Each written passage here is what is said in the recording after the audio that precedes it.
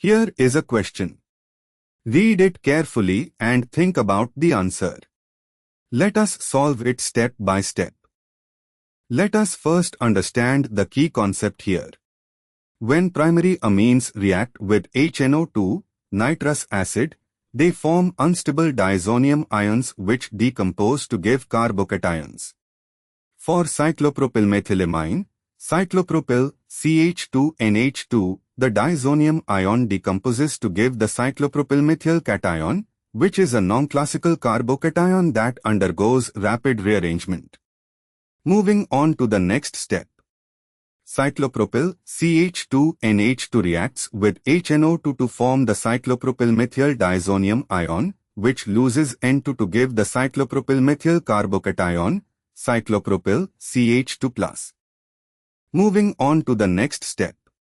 The cyclopropylmethyl cation is in rapid equilibrium with the cyclobutyl cation and the homolyle, but 3N1-Yl cation through a non-classical carbocation rearrangement, ring opening closure.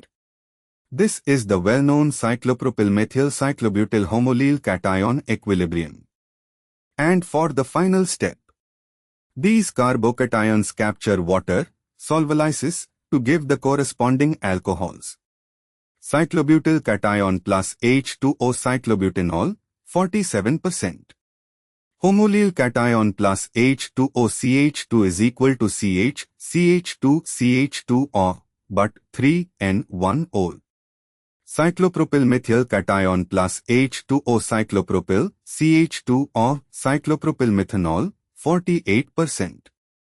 Product A at 48% yield corresponds to cyclopropylmethanol, which is a cyclopropane ring bearing a CH2O group matching option B.